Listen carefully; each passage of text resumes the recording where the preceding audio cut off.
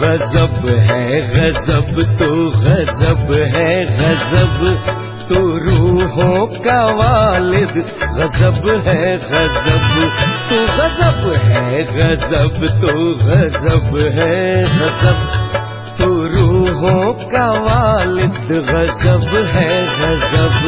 इस ज़मीं पे है तेरे करिश्मे अजब, इस ज़मीं पे है तेरे करिश्मे अजब, तू गजब है गजब, तू गजब है गजब, तू गजब है गजब, तू गजब है गजब, तू रूहों का वालिद गजब है गजब।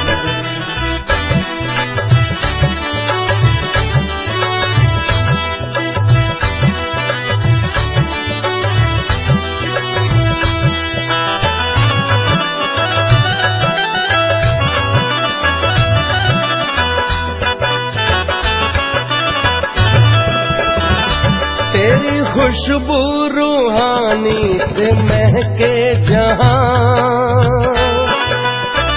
हो तेरी खुशबू रूहानी से महके जहां, जर्रे जर्रे में है तेरी खुशबू यहाँ, जर्रे जर्रे में है तेरी खुशबू यहाँ, तुझ में दिखते सितारे सूरज गगन, तुझ में दिखते सितारे सूरज गगन, तू है दरियाए मोहब्बत है दरियाए अमन, तू है दरियाए मोहब्बत है दरियाए अमन, तुझको कहते खुदा,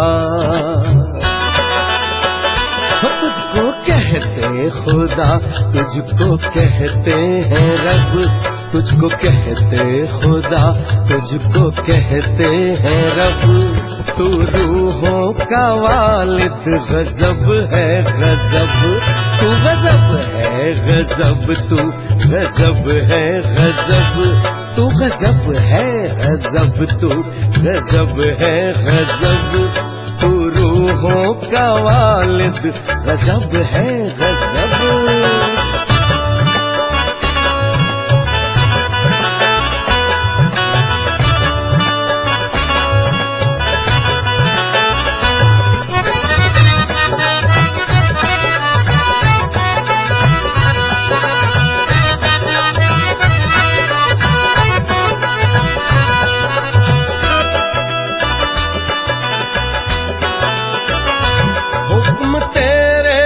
गाती है नग़्मे हवा, हुक्म तेरे से गाती है नग़्मे हवा, तेरी रहमत से रहती उमंगे जवां, तेरी रहमत से रहती उमंगे जवां, तेरी ताकत है जिसमें वो है बेफिक्र, तेरी ताकत है जिसमें वो है बेफिक्र, हर लबों पे यहाँ है तेरा ही जिक्र, हर लबों पे यहाँ है तेरा ही जिक्र, तुझको चाहते हैं सब, तुझको चाहते हैं सब, तुझको चाहते हैं सब, तुझको चाहते हैं सब, तुझको चाहते हैं सब, तू रूहों का वालिद गजब है गजब, तू गजब है गजब, तू गजब है गजब, तू गजब है गजब, तू गजब है गजब, तू रूहों का वालिद गजब है गजब।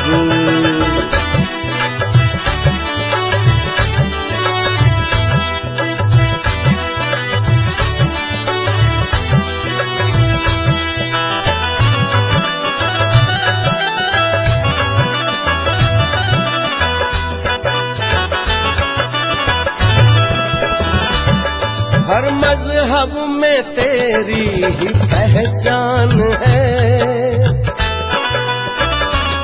हर मजहब में तेरी ही पहचान है, कोई कहता खुदा कोई भगवान है, कोई कहता खुदा कोई भगवान है। तेरी जादूगरी सबसे मशहूर है, तेरी जादूगरी सबसे मशहूर है। हर दिशा में यहाँ बस तेरा नूर है, हर दिशा में यहाँ बस तेरा नूर है। हमने सीखा है तुझसे, हमने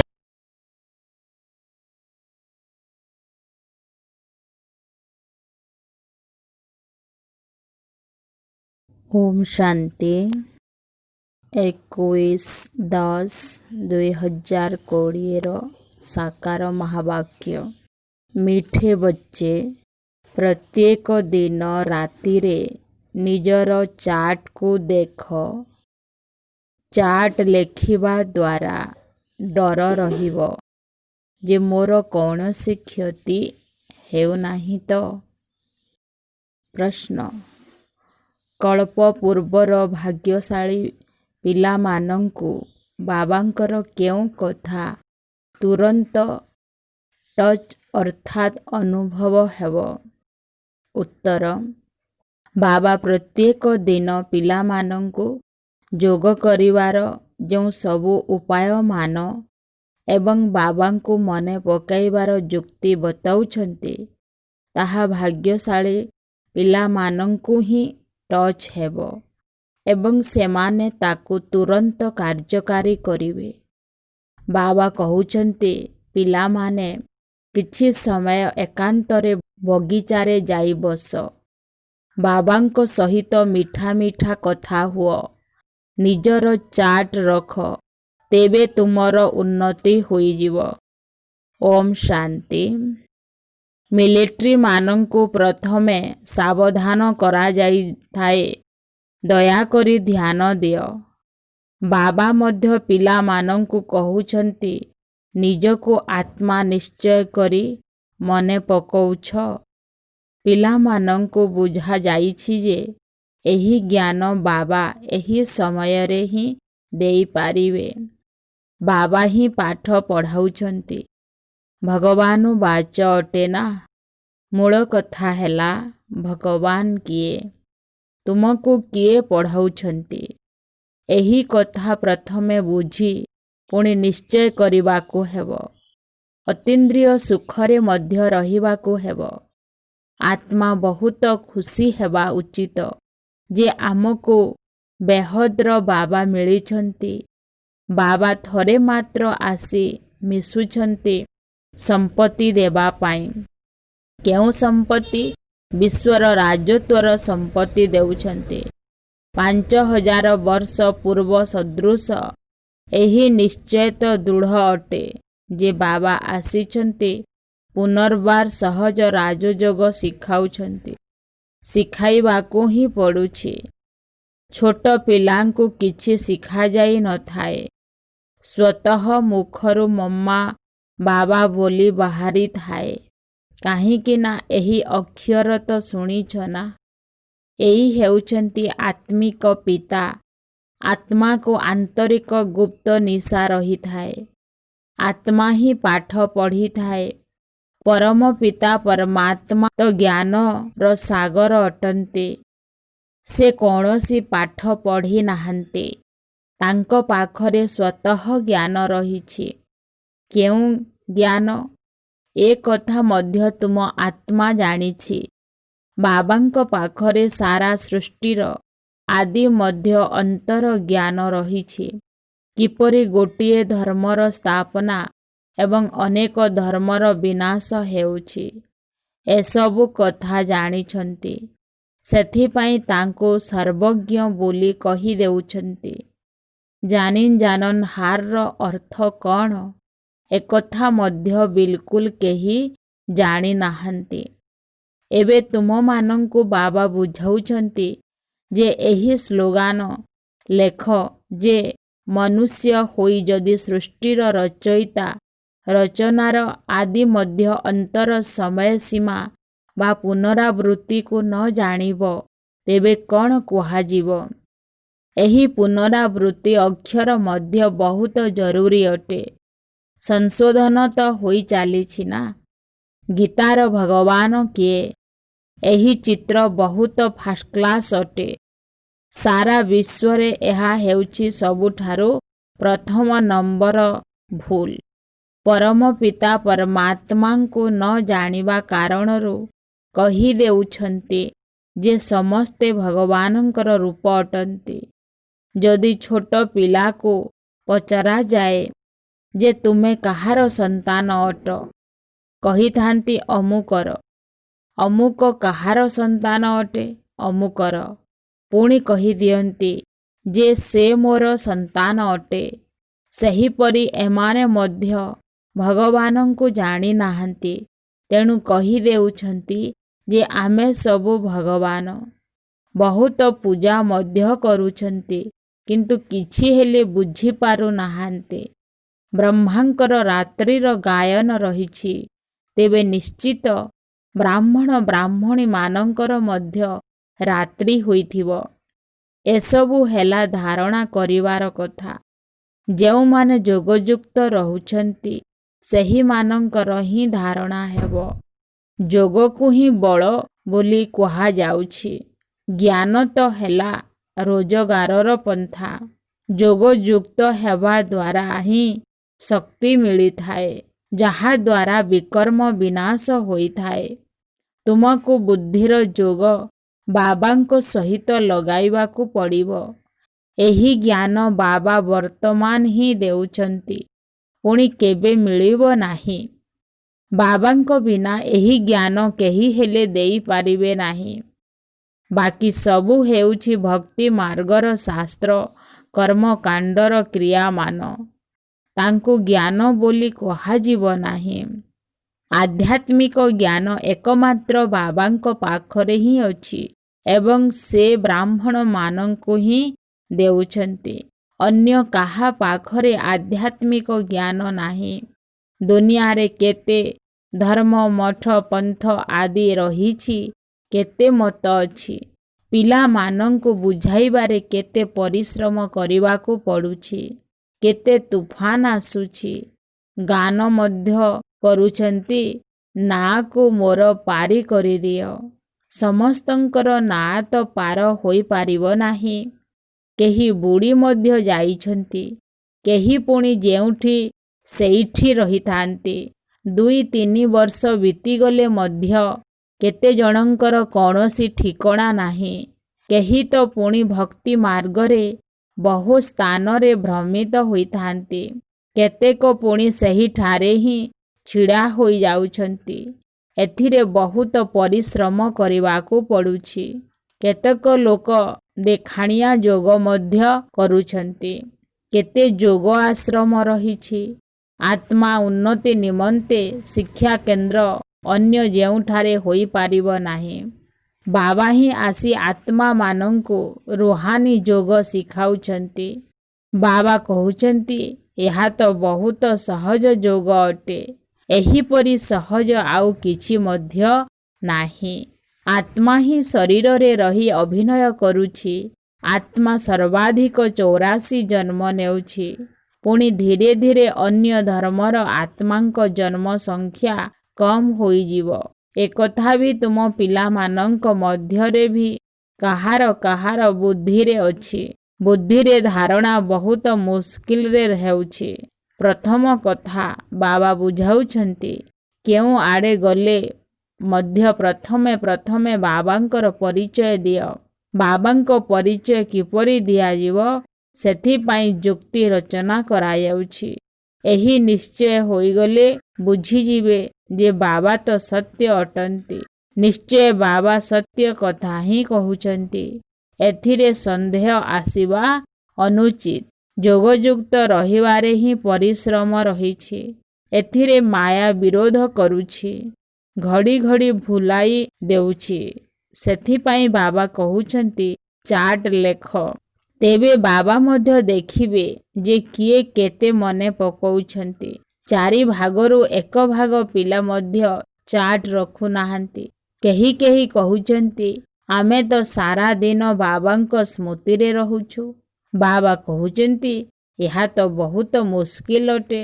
ସାରା ଦିନ ତ ବନ୍ଧନରେ ଥାଇ ମାଡ଼ ଖାଉଥିବା ଆତ୍ମାମାନେ ସ୍ମୃତିରେ ରହୁଥିବେ, ଭାବୁଥିବେ ଶିବ ବାବା କେବେ ଏହି ସମ୍ବନ୍ଧୀମାନଙ୍କ ପାଖରୁ ଆମେ ମୁକ୍ତ ହେବୁ।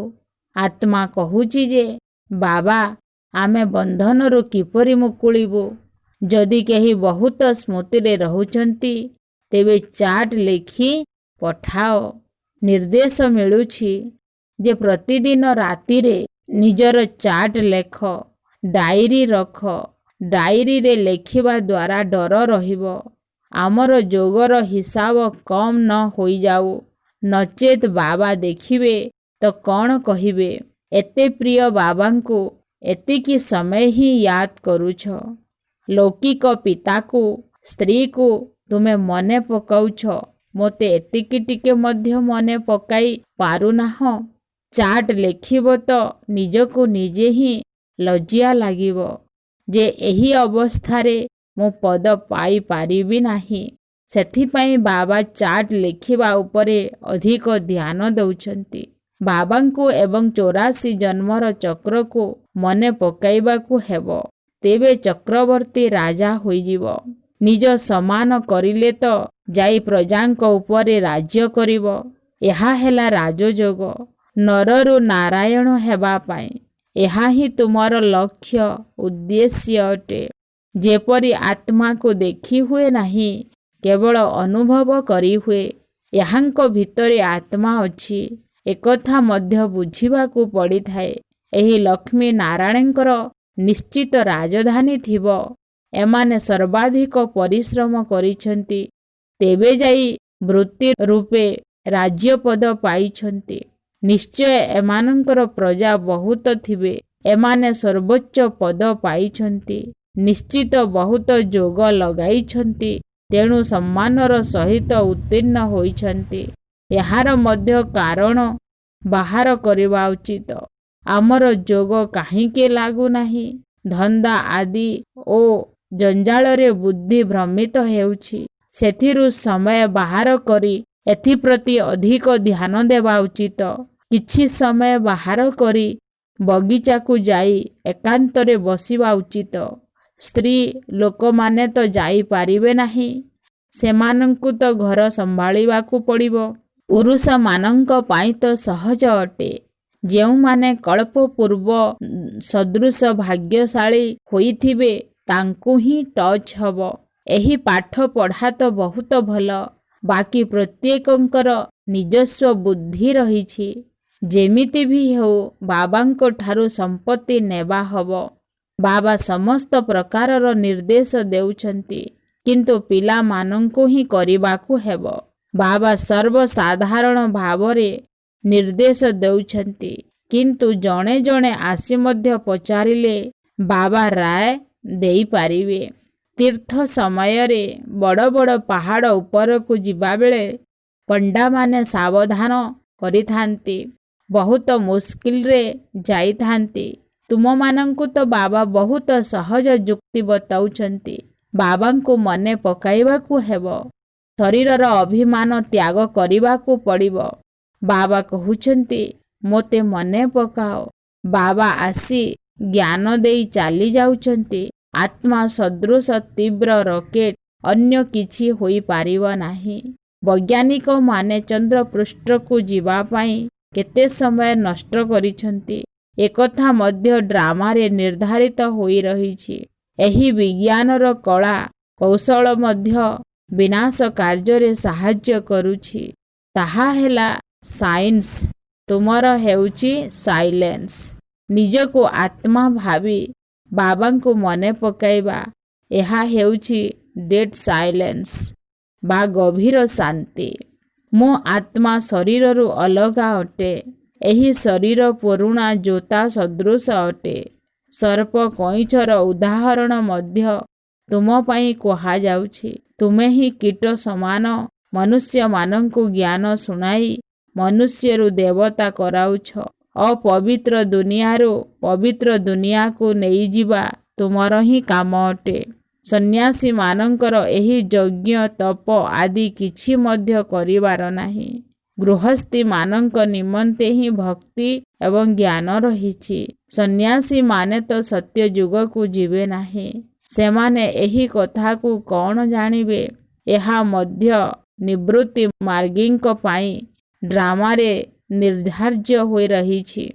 ଯେଉଁମାନେ ପୁରା 84 ଜନ୍ମ ନେଇଛନ୍ତି ସେମାନେ ହିଁ ଡ୍ରାମା ଅନୁସାରେ ଆସିବେ। ଏଥିରେ ମଧ୍ୟ କ୍ରମ ଅନୁସାରେ ବାବାଙ୍କ ଜ୍ଞାନ ମାର୍ଗରେ ଆସିବେ।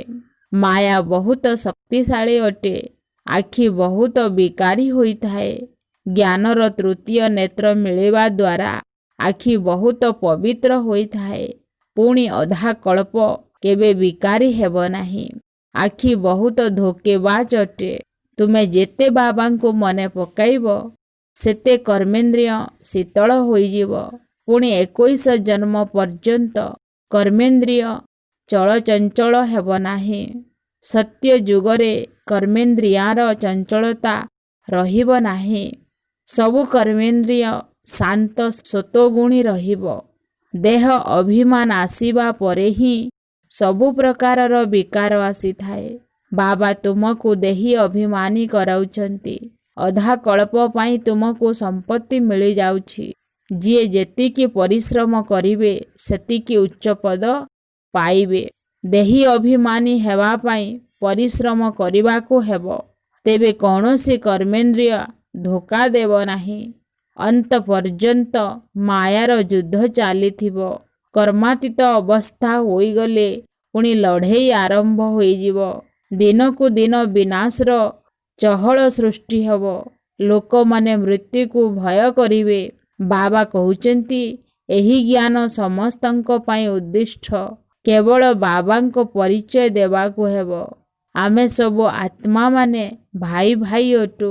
ସମସ୍ତେ ଏକମାତ୍ର ବାବାଙ୍କୁ ମନେ ପକାଉଛୁ। ତାଙ୍କୁ ଈଶ୍ୱର ପିତା ବୋଲି କହୁଛନ୍ତି। କେହି କେହି ପ୍ରକୃତିକୁ ମଧ୍ୟ ମାନି ନଥାନ୍ତି। କିନ୍ତୁ ଭଗବାନ ତ ଅଛନ୍ତି ନା।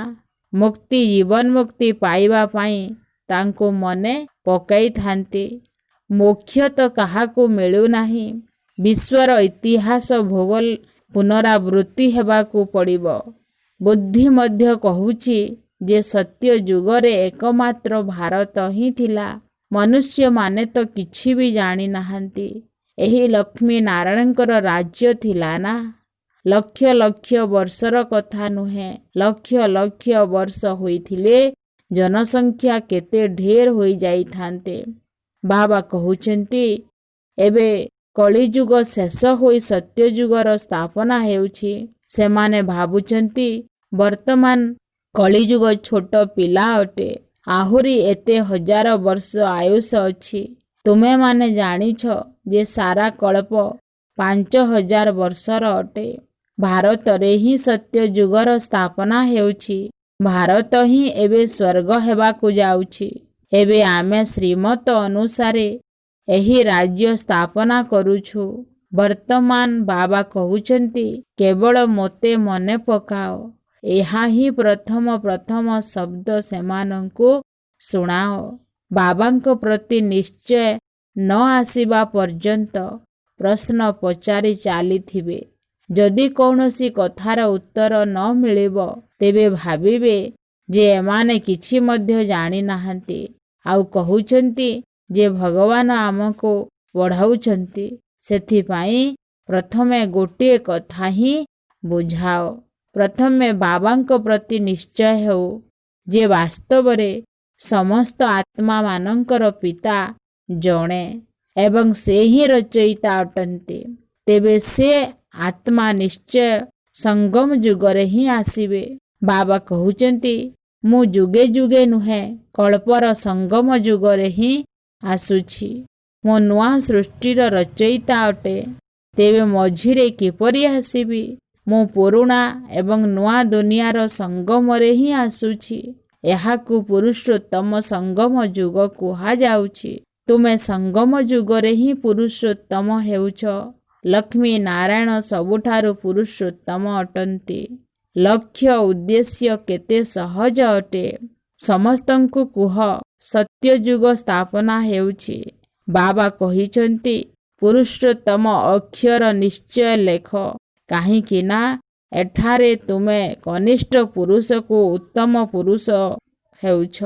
ଏଭଳି ମୁଖ୍ୟ କଥା ଭୁଲିବା ଅନୁଚିତ ଏବଂ ସମ୍ବତର ତାରିଖ ମଧ୍ୟ ନିଶ୍ଚୟ ଲେଖିବା ଦରକାର। ଏଠାରେ ତୁମର ରାଜତ୍ୱ ପ୍ରଥମରୁ ହିଁ ଆରମ୍ଭ ହୋଇଯାଉଛି, ଅନ୍ୟମାନଙ୍କର ରାଜତ୍ୱ ଆରମ୍ଭରୁ ହେଉନାହିଁ। ଧର୍ମ ସ୍ଥାପକମାନେ ଆସିବା ପରେ ତାଙ୍କ ଧର୍ମର ବୃଦ୍ଧି ହେଉଛି। କୋଟି କୋଟି ସଂଖ୍ୟାରେ ହେଲେ ଯାଇ ରାଜତ୍ୱ ଚାଲିବ। ତୁମର ତ ସତ୍ୟଯୁଗ ଆରମ୍ଭରୁ ହିଁ ରାଜତ୍ୱ ଚାଲିବ। ଏକଥା କାହାରି ବୁଦ୍ଧିରେ ଆସୁନାହିଁ ଯେ ସତ୍ୟଯୁଗରେ ଏତେ ରାଜବଂଶ କେଉଁଠୁ ଆସିଲା। କଳିଯୁଗ ଅନ୍ତରେ ଏତେ ଢେର ଧର୍ମ ରହିଛି, ପୁଣି ସତ୍ୟଯୁଗରେ ଗୋଟିଏ ଧର୍ମ ଗୋଟିଏ ରାଜ୍ୟ କିପରି ହେବ? କେତେ ହୀରା ନୀଳାର ମହଲ ହେବ। ଭାରତ ଏଭଳି ଥିଲା ଯାହାକୁ ସ୍ୱର୍ଗ ବୋଲି କହୁଥିଲେ। 5000 ବର୍ଷର କଥା, ଲକ୍ଷ ଲକ୍ଷ ବର୍ଷର ହିସାବ କେଉଁଠାରୁ ଆସିଲା? ମନୁଷ୍ୟମାନେ କେତେ ଦ୍ୱନ୍ଦ୍ୱରେ ପଡ଼ିଛନ୍ତି। ଏବେ ସେମାନଙ୍କୁ କିଏ ବୁଝାଇବ? ସେମାନେ ବୁଝୁନାହାନ୍ତି ଯେ ଆମେ ରାବଣ ରାଜ୍ୟରେ ଅଛୁ।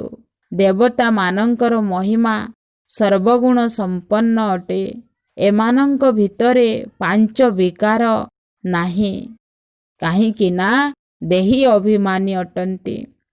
ତେଣୁ ବାବା କହୁଛନ୍ତି ମୁଖ୍ୟ କଥା ହେଲା ବାବାଙ୍କ ସ୍ମୃତି। 84 ଜନ୍ମ ନେଇ ନେଇ ତୁମେ ପତିତ ହୋଇଯାଇଛ। ଏବେ ପୁଣି ପବିତ୍ର ହେବାକୁ ପଡ଼ିବ। ଏହା ଡ୍ରାମାର ଚକ୍ର ଅଟେ। ଆଚ୍ଛା, ମିଠା ମିଠା ଶିଖି ଲଧେ ସନ୍ତାନମାନଙ୍କ ପ୍ରତି ମାତା ପିତା ବାପ ଦାଦାଙ୍କର ମଧୁର ସ୍ନେହ ଭରା ସ୍ମୃତି ଏବଂ ସୁପ୍ରଭାତ। ଆତ୍ମିକ ପିତାଙ୍କର ଆତ୍ମିକ ସନ୍ତାନମାନଙ୍କୁ ନମସ୍ତେ। ଧାରଣା ପାଇଁ ମୁଖ୍ୟ ସାରାଂଶ। 1 ନମ୍ବର, ଜ୍ଞାନ ଦ୍ୱାରା ତୃତୀୟ ନେତ୍ରକୁ ଧାରଣ କରି ନିଜର ଧୋକେବାଜ ଆଖିକୁ ନିର୍ବିକାରୀ ପବିତ୍ର କରିବାକୁ ହେବ। ଯୋଗବଳ ଦ୍ୱାରା ହିଁ କର୍ମେନ୍ଦ୍ରିୟ ଗୁଡ଼ିକ ଶୀତଳ ଏବଂ ସତ୍ୱଗୁଣୀ ହେବେ। ସେଥିପାଇଁ ଏହି ପରିଶ୍ରମ କରିବାକୁ ପଡ଼ିବ। 2 ନମ୍ବର ପଏଣ୍ଟ, ବ୍ୟବସାୟ ଆଦିରୁ ସମୟ ବାହାର କରି ଏକାନ୍ତକୁ ଯାଇ ଯୋଗରେ ବସିବାକୁ ହେବ। କାରଣ ଦେଖିବାକୁ ହେବ ଯେ ମୋର ଯୋଗ କାହିଁକି ଲାଗୁନାହିଁ। ନିଜର ଚାର୍ଟ ନିଶ୍ଚିତ ରଖିବାକୁ ହେବ। ବରଦାନ, ନିର୍ଣ୍ଣୟ ଶକ୍ତି ଏବଂ ନିୟନ୍ତ୍ରଣ କରିବାର ଶକ୍ତି ଦ୍ୱାରା ସର୍ବଦା ସଫଳତା ମୂରଦ ହୁଅ। ବିସ୍ତାର, ଯେକୌଣସି ଲୌକିକ ବା ଅଲୌକିକ କାର୍ଯ୍ୟରେ ସଫଳତା ପ୍ରାପ୍ତ କରିବା ପାଇଁ ବିଶେଷ ଭାବରେ ନିୟନ୍ତ୍ରଣ କରିବାର ଶକ୍ତି ଅର୍ଥାତ୍ କଣ୍ଟ୍ରୋଲିଂ ପାୱାର ଏବଂ ନିର୍ଣ୍ଣୟ କରିବାର ଶକ୍ତି ଅର୍ଥାତ୍ ଜଜମେଣ୍ଟ ପାୱାରର ଆବଶ୍ୟକତା ପଡ଼ିଥାଏ। କାହିଁକି ନା ଯେତେବେଳେ କୌଣସି ବି ଆତ୍ମା ତୁମମାନଙ୍କ ସମ୍ପର୍କରେ ଆସିଥାଏ, ସେତେବେଳେ ପ୍ରଥମେ ନିର୍ଣ୍ଣୟ କରିବାକୁ ପଡ଼ିଥାଏ ଯେ ଏହାଙ୍କୁ କ'ଣ ଆବଶ୍ୟକ। ତାଙ୍କର ନାଡ଼ି ଦେଖି ଅର୍ଥାତ୍ ଉଦ୍ଦେଶ୍ୟକୁ ଜାଣି ପରଖି ନେବା ସହିତ ତାଙ୍କର ଆଶା ଅନୁରୂପକ ତାଙ୍କୁ ସନ୍ତୁଷ୍ଟ କରିବା ଏବଂ ନିଜର କଣ୍ଟ୍ରୋଲିଂ ପାୱାର ଦ୍ୱାରା ଅନ୍ୟମାନଙ୍କ ଉପରେ ନିଜର ଅଚଳ ସ୍ଥିତିର ପ୍ରଭାବ ପକାଇବା। ଏହି 2ଟି ଶକ୍ତି ସେବା କ୍ଷେତ୍ରରେ ସଫଳତା ମୂରତ କରିଦିଏ। ସ୍ଲୋଗାନ, ସର୍ବଶକ୍ତିମାନ ପିତାଙ୍କୁ ନିଜର ସାଥୀ କରିଦିଅ, ତେବେ ମାୟା କାଗଜର ବାଘ ପାଲଟିଯିବ। ଓମ୍ ଶାନ୍ତି। सद्गुरु